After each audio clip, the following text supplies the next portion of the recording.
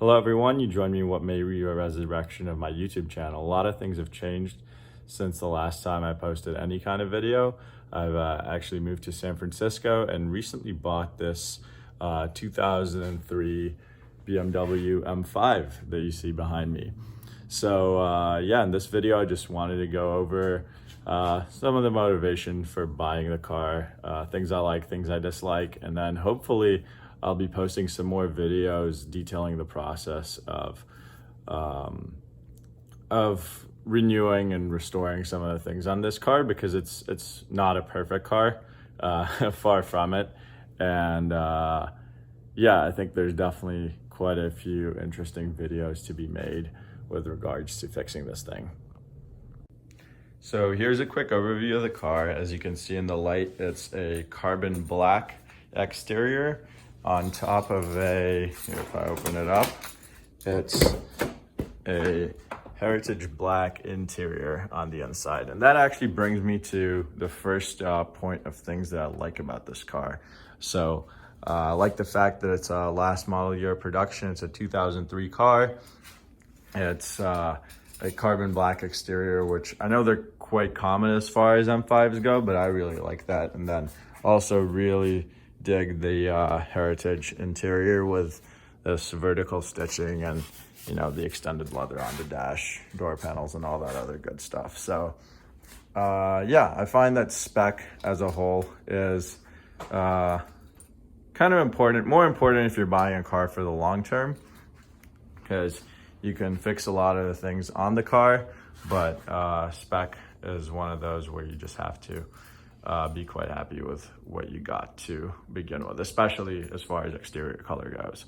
Another thing I like about this car is that it's got 115,000 miles on it currently. I bought it with 112, and that's on the lower end for what I bought this car for, which was 16.5 grand. And normally cars for $16,000 would have closer to like 160,000 miles on them. I was actually ready to spend a little more, but I really like the spec on this thing. So yeah, ended up getting it. The interior is also generally in really good shape. So this leather dash is doing quite well. That's just a shadow there. It's in good shape. There's a few things up at the front, but on the whole, it's really good. And so is a lot of the rest of the interior. You know, back seats have been barely used in this thing, as you would expect. And in general, the leather on all of the door cards and stuff is in good shape.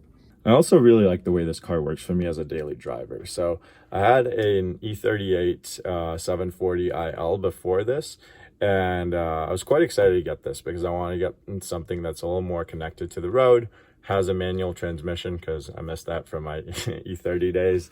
And yeah, I think it works really well, where it's an enthusiast car, but it's one that's not too much of a pain to live with, especially if you know how to fix things yourself. And then last but not least, I think this is something that doesn't get brought up a ton, but if you want to get a car, an older car, and make it nice, it actually makes more sense to go for something more expensive. So for example, an M5 as opposed to say a 540i or a 530i. And the reason for that is because, especially if you intend to own the car for a little while, chances are things are going to break and you're going to spend a lot of money fixing it just because of the cost of parts, whether they're used parts for, you know, interior bits of trim and pieces like that, or suspension parts and other mechanical components that you're buying new. And the issue with a something like a 540i, or what I found on my 740iL, is I bought that car originally for $4,500. If anything breaks and I'm spending $1,000, $2,000 to fix it, it's still a $4,500 car at the end of the day. Whereas with something like this, where I bought it for $16,500, if I spend, you know, $2,000 to fix something, it might not make the value go up by $2,000, but I'll see a bigger percentage of that money that I'm spending on fixing things be reflected in the potential resale value of the car. So that was also a big motivating factor, because I think with the 740 IL that I had, I, knock on wood, got that car in really, really good condition after the previous owner had spent way too much money fixing the cooling system as well as other stuff. But there are still some like little things that bothered me, and I never bothered fixing those just because it really wasn't worth it. Whereas I think that with a car like this, even though I'm starting with a slightly rougher slate, it's actually worth going out and fixing the little things. That brings me nicely into talking about some of the imperfections on this car and why it cost me $16,500 as opposed to the low to mid $20,000 range that it should have sold for if it was a well-sorted, highly spec 2003 BMW M5. So first and foremost, it's a little difficult to see in this lighting, but you can see there's some fading on the paint right here. And the paint as a whole is not in perfect condition. So I've actually tested it with a paint meter, and it's thick enough to where I think I can do a paint correction pretty nicely without having to respray anything. Only thing that might need some respraying are these gutters here, but thankfully they're separate from the rest of the roof. Yeah, then there's also quite a few mechanical things that the car that needed doing when I first bought it that I've done already. So the tires were completely gone. Pretty much they were bald. So I put new tires on it. Most people actually put Michelin Pilot Cup Super Sports or whatever they are on these cars, or just some form of summer tire. I ended up going with a Pirelli P0 Plus, All Season Plus tire, just because they're a little bit harder. They're a slightly harder compound, so they wear more slowly. They also transmit less road noise. And frankly, on a daily driver, I don't need all the grip that I can possibly get. Then another couple of things were, well, the suspension. And the suspension was one of those things where I was actually looking for a car with pretty shot suspension. Just because every single car that I've owned, every single old BMW that I've had has, even if it was a nice car, it's needed to have its suspension completely redone. So I figured I might as well get one where the suspension is really bad and redo all of it, which is pretty much what I did. So I did all of the control arms, bushings, and dampers, as well as top mounts on the front and everything on the back other than the rear swing arms, because those are $600 a piece. So yeah, I think I might do the bushings in those eventually, but those are not too bad. And another big mechanical item was the driveline from the transmission back. So the flex disc where the transmission connects to the drive shaft, that was shot, as well as the CV joint at the back where the drive shaft connects to the differential. The diff mounts were also shot, as were the subframe bushings. So those were all things that I recently sorted on this car. And thankfully the parts for all of that were really not all that expensive. Many of those parts are interchangeable with standard E39s, which is really, really nice. But yeah, wherever you do have to buy specific parts, then you sort of need to open up your wallet a little bit more. A couple more things here around the front. So the headlights were starting to yellow, so I sanded them and put a 2-part clear coat on them, and they look much better. But I think that they do need some polishing because the clear coat went on kind of thick in some places, like right here, and then I think a little bit less closer to the corners. So I need to polish it out. And yeah, another very common item on these E39s is the headlight adjusters. So that was a somewhat annoying task of fishing out bits of old headlight adjuster out of the headlight units and then putting new adjusters in there. Annoying, but not very expensive. Another common item on these old BMWs, my E38 had the same issue as did just about every other E39 M5 that I looked at, the sunroof. So the sunroofs on these things are pretty finicky and fragile, and there's some plastic clips in there that break with age, and then they stop working. So now the sunroof on my car works perfectly fine. Opens and then it closes without any hesitation as well. As well as also being able to tilt it upward and put it back into its original position. Now then, before I talk about things that still need doing on the car, I'd like to talk about what's already in progress and what I'm working on right now. So one of the things is that this car had some pretty dark window tint on it. Yeah, I'm not a fan of dark window tint whatsoever. So I gone through the painstaking process of ripping it off. And this was supposed to be really quick, easy, and simple, where you just apply some heat with a heat gun and peel the old tint off. But unfortunately, this tint, I think, has been on there for quite a while.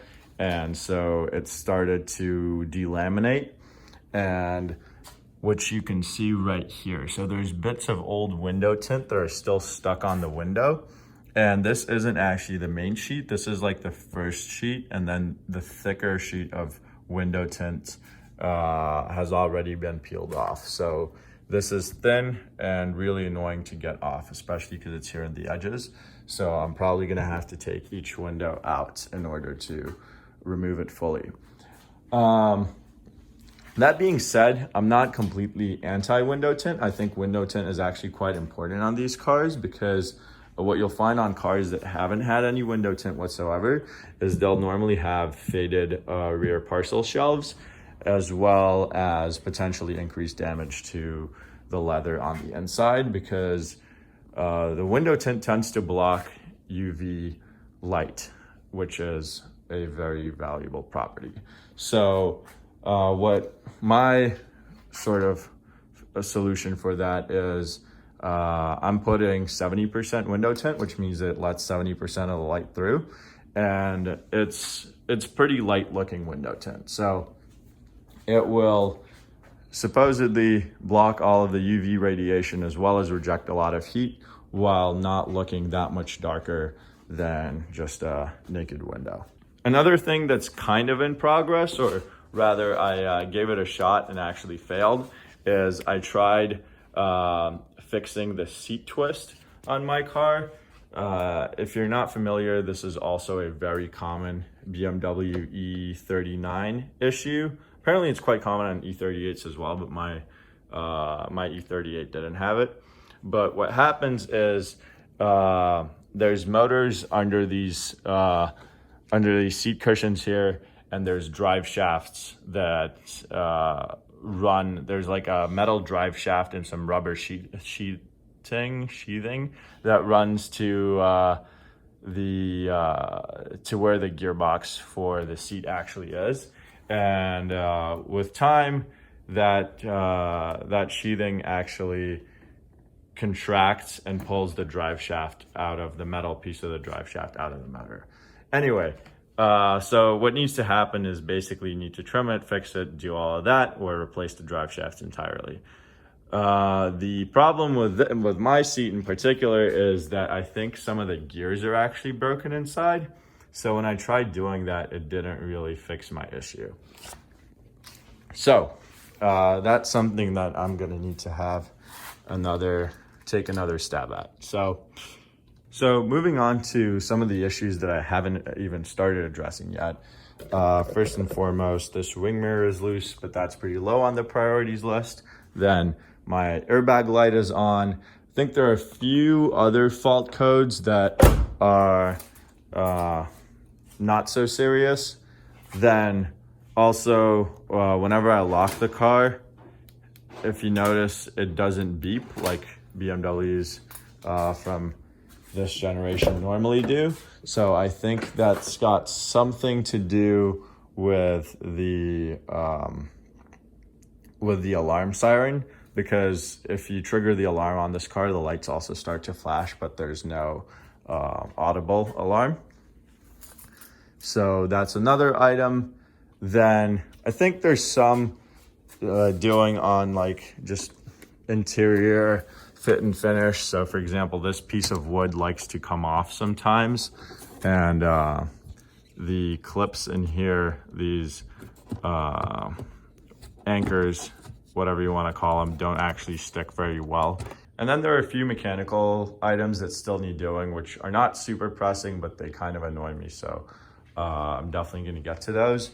One is that the transmission doesn't shift super smoothly. You can feel the synchros a little more than I'd like, especially shifting from first to second and sometimes second to third.